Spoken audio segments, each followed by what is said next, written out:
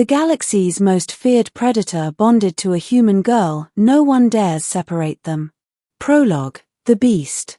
In all recorded history, only one species was listed in the Council's Black Codex under the category Absolute Predation, the Xythera. They were the nightmares children feared, the shadow in soldiers' stories. 20 feet tall, with layered armor like volcanic glass, claws that could tear apart cruisers, and a roar that shattered comms at kilometers. No world had ever contained one. No army had ever defeated one without catastrophic losses. So when the report arrived that a Xythera had been captured alive, the Council trembled. And when the second report arrived that the beast had bonded with a juvenile of a pre-contact species called human, the Council could not believe it. Chapter 1: The Girl. Her name was Mara.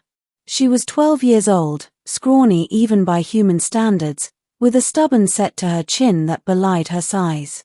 Her colony ship had been caught in a raider ambush near the edge of Council space. Survivors were few. When the Council's recovery teams arrived, they expected carnage. Instead, they found Mara sitting cross-legged on the scorched ground, humming softly. Behind her loomed a monster, the Xythera Alpha. It should have struck them down in an instant. Instead, it crouched protectively around the girl, wings curled like a sheltering roof. Its claws dripped with blood, not hers, but the raiders'. And when Council troops tried to approach, the beast's eyes glowed molten red. Mara put her small hand on its claw and whispered, "It's okay, they won't hurt me." The monster stilled. The troops dared not move closer. Chapter 2: The Bond. The scientists screamed impossibility. The generals demanded extermination. The politicians argued endlessly. But nothing changed the simple truth: the Xythera Alpha would not leave Mara's side. Every attempt to separate them ended in chaos. The beast tore through plasma restraints.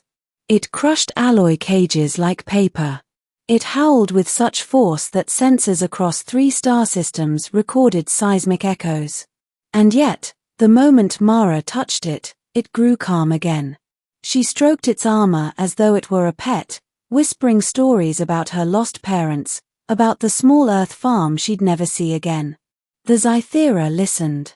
Its massive head lowered, and for the first time in history, a Council probe recorded the species emitting a sound other than a roar, a low, rumbling purr.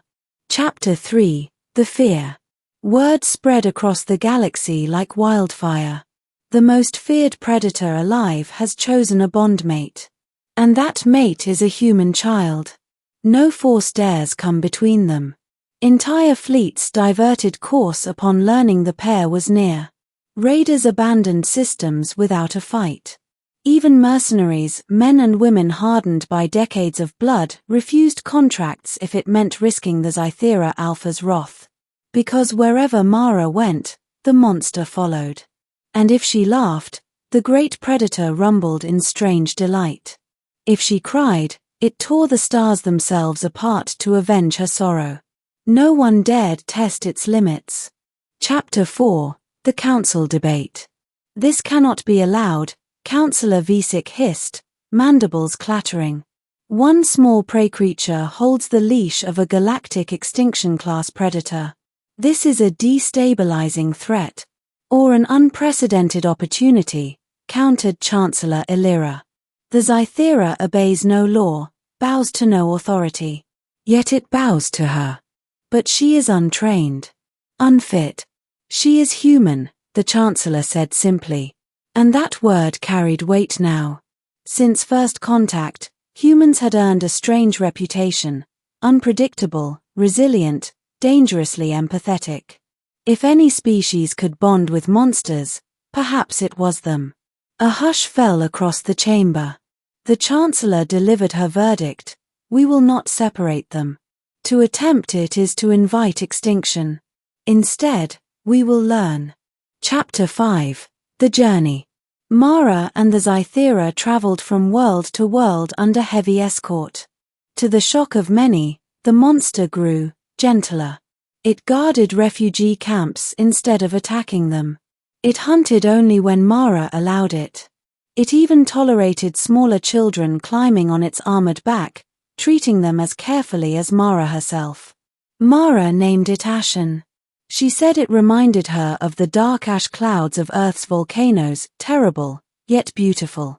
And slowly, fear shifted. Where once crowds fled in terror, now they gathered at a distance, whispering, watching. They saw the impossible. The galaxy's most feared predator curled protectively around a little girl who sang lullabies to it under alien stars. Chapter 6: The Test. Inevitably, someone tried to break the bond. A rogue faction believed if they seized Mara, they could control Ashen.